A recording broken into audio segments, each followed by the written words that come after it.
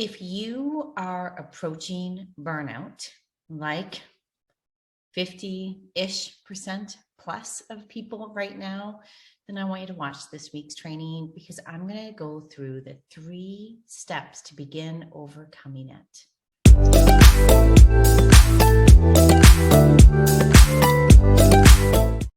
Hi, I'm Sarah Curto. I'm the career coach to get you loving your career so that you can be so ridiculously happy and also having an incredible, meaningful impact that you want to be having. Okay, so we're talking about burnout. A lot of people are struggling from burnout right now. In fact, not too long ago, I did write an article on the signs and symptoms of burnout. This is talking about the emotional and physical symptoms that show up because burnout is a road and we want to catch you as soon as possible before it gets to that severe state, because there are lots of exits on that road. We just need to find them.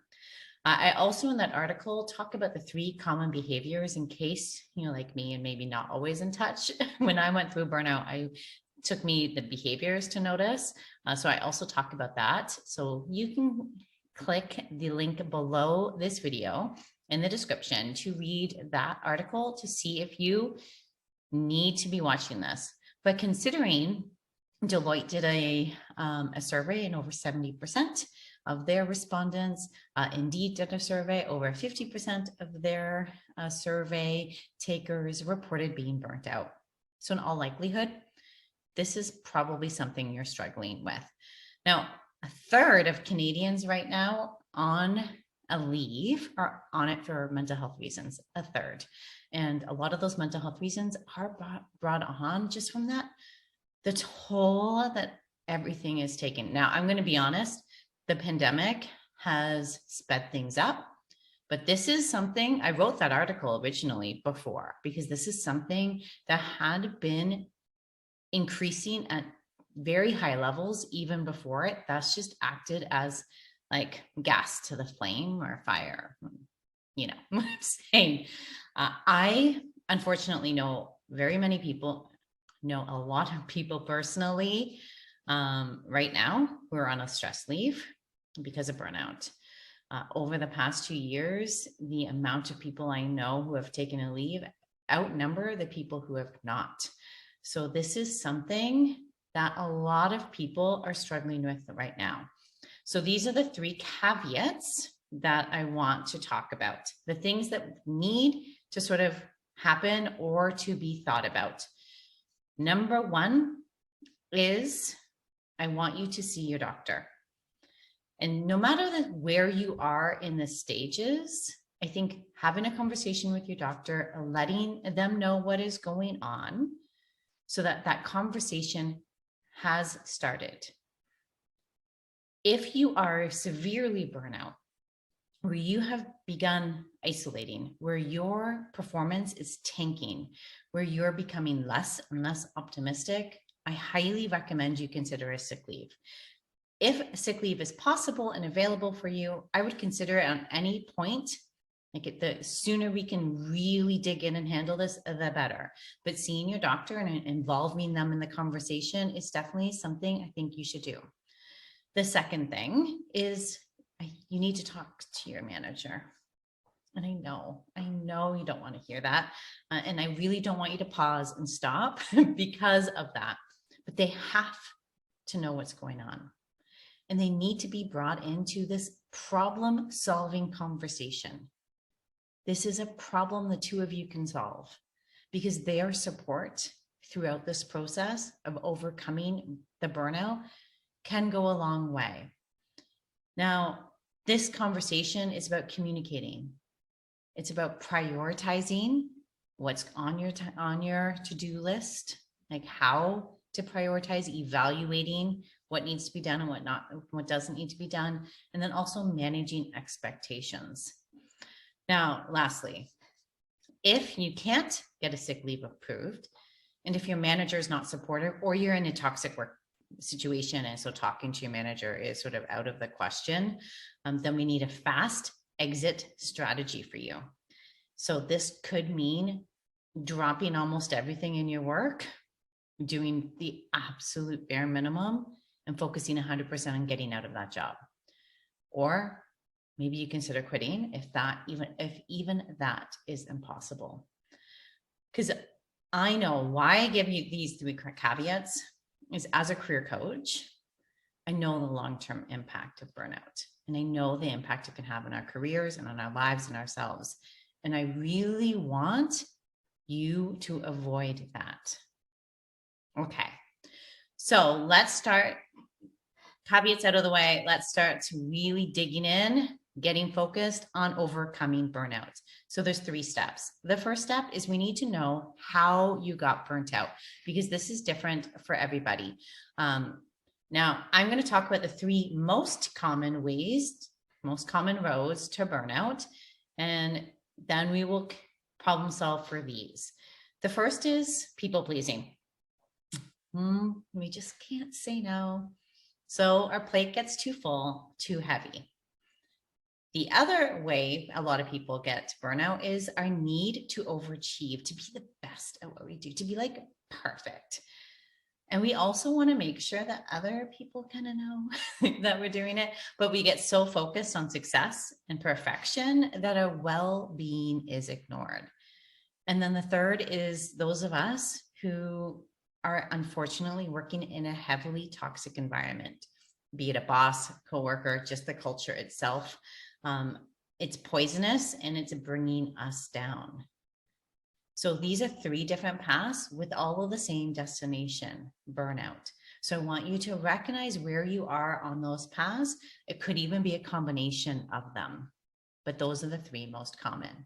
And once we know how we got on this path to burnout, then we can think about what can we do better? What can we fix? Step 2 is let's solve for the problem. Okay, so let's think about what we can do. Now, if people pleasing is the root cause, then the solution to people pleasing is boundaries. And I'm talking emotional and physical boundaries. So in that conversation with your manager, maybe you can discuss set work hours. Maybe you can practice saying no. Now, I'm not saying you have to say no all outright, but it can be like, oh, well, I wish, just not right now. I would love to, but my hectic schedule right now, I know I wouldn't do it justice. Or yes, but in a couple of weeks. Practice saying that little baby step to the all out no. The other thing we can do is let's engage some others. If you are in a position to delegate, who can you delegate to? If you're not in a position to delegate, who can you ask for help? Who can you engage in helping? For emotional boundaries, because sometimes we have our physical work time and then we have the rest of the time that we're stressing about work.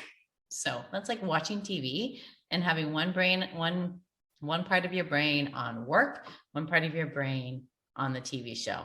We also need to set some emotional boundaries so that we are fully recharging in the time we're not actually working. So number 1 is the recognition that you don't have to be the one solving all of the problems that are happening at work.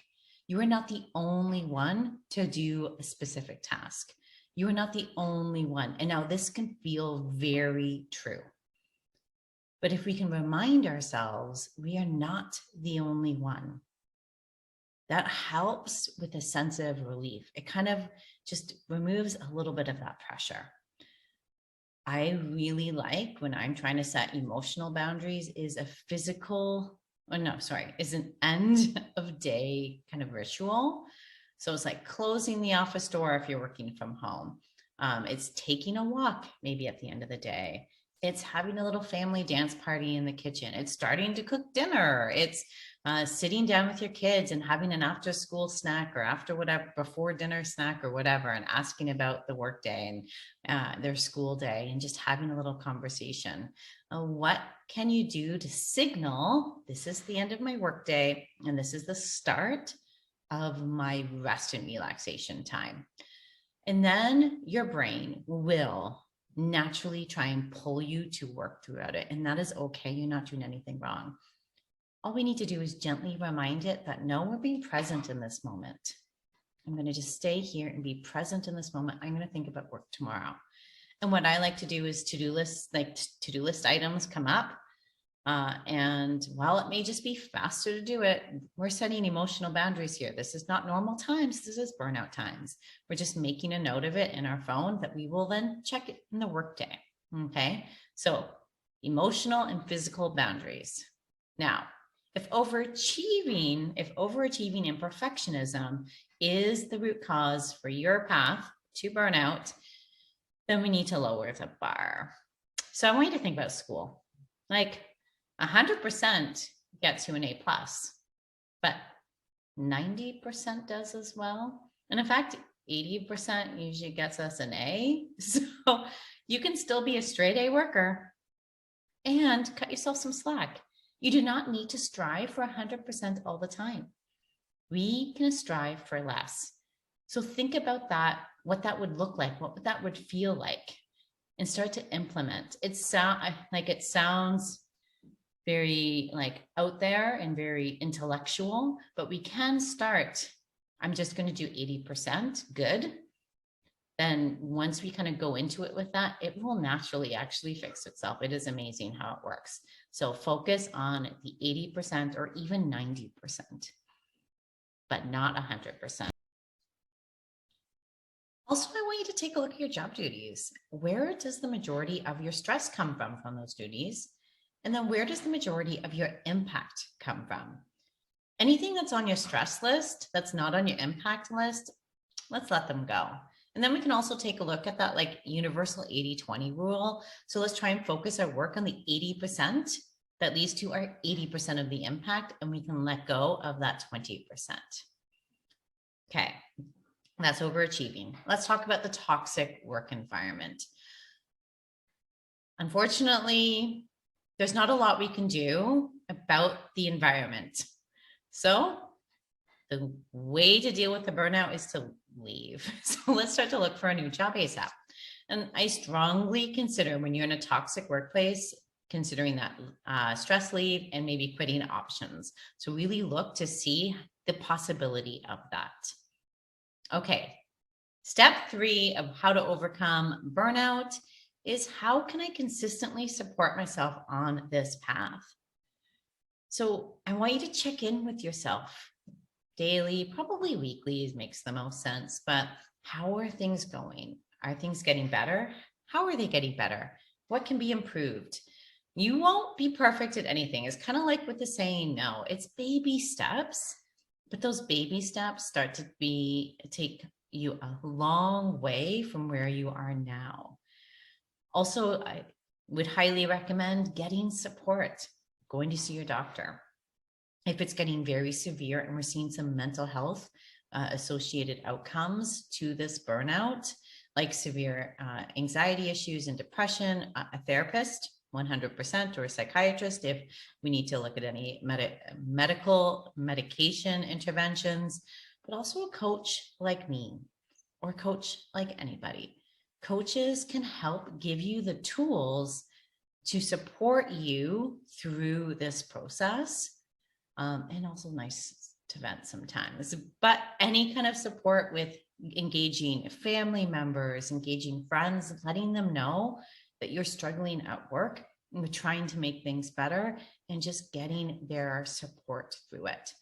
And like I said, we're just going to keep taking those baby steps. Those baby steps end up accumulating to be that long, long way. So being in love and being happy at work, not burnt out, is the premise of the Career You Love Academy. We are focused entirely on getting people into careers that light them up, that energizes them, not exhaust them, and where they're having a meaningful impact, and the meaningful impact that they want to have.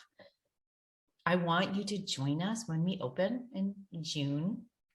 It's about a month away, but you can sign up for the wait list and to get notified first, because people on my email list will get in there faster than anyone else.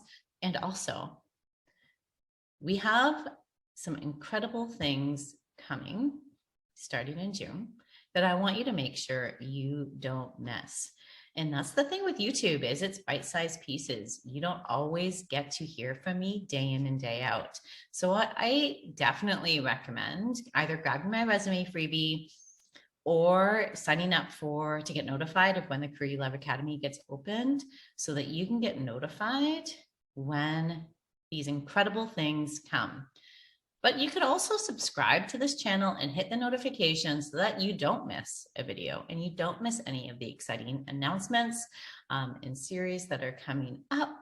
I look forward to seeing you next week with another YouTube training on keeping you happy and in love with your work. Until then,